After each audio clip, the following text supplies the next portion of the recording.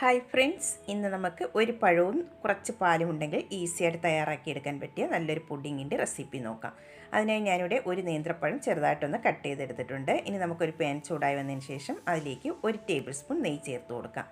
നെയ്യ് ഇവിടെ ചൂടായി വന്നിട്ടുണ്ട്. ഇനി അതിലേക്ക് 1 ടേബിൾ സ്പൂൺ കാഷ്നട്ട് ചേർത്ത് ഒന്ന് റോസ്റ്റ് ചെയ്തിട്ട് എടുക്കാം. കാഷ്നട്ട് റോസ്റ്റായി വന്നതിന് ശേഷം 1 ടേബിൾ സ്പൂൺ കിസ്മിസും കൂടെ ചേർത്ത് കൊടുത്ത് ഒന്ന് റോസ്റ്റ് ചെയ്തിട്ട് എടുക്കാം. ഇത് രണ്ടും ഇവിടെ റോസ്റ്റായി വന്നിട്ടുണ്ട്. ഇനി നമുക്ക് പാനിൽ നിന്നും മാറ്റിയെടുക്കാം.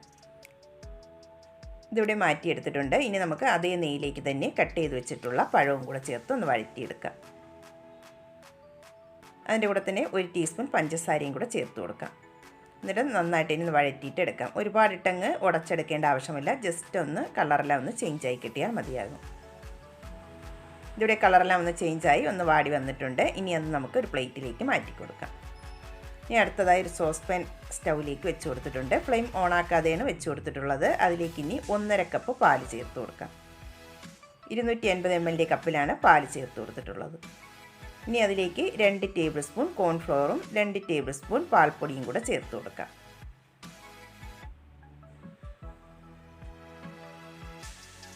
ഇനി മധുരത്തിന് ആവശ്യമായിട്ട് 1 ടേബിൾ സ്പൂൺ പഞ്ചസാരയും കൂടെ ചേർത്ത് കൊടുക്കുന്നുണ്ട്.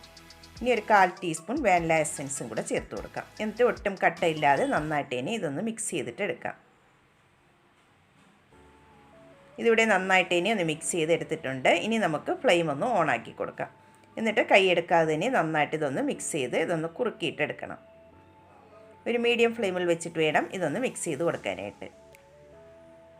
ഇതിവിടെ ഒന്ന് കുറുകി തുടങ്ങിയിട്ടുണ്ട്. ഇതുപോലെ ഒന്ന് ബബിൾസൊക്കെ വരുമ്പോൾ നമുക്ക് ഫ്ലെയിം ഒന്ന് ഓഫാക്കാം.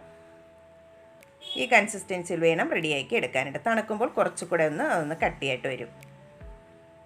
ഇനി അതിലേക്ക് നമുക്ക് ഫ്ലെയിം ഓഫാക്കിയതിന് ശേഷം വഴറ്റി വെച്ചിട്ടുള്ള പഴവും നട്ട്സും കൂടെ അതിലേക്ക് ചേർത്ത് കൊടുക്കാം.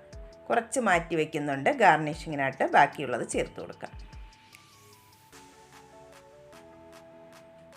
എന്നിട്ട് നമുക്ക് നന്നായിട്ട് ഒന്നും കൂടെ ഒന്ന് മിക്സ് ചെയ്തിട്ട് എടുക്കാം.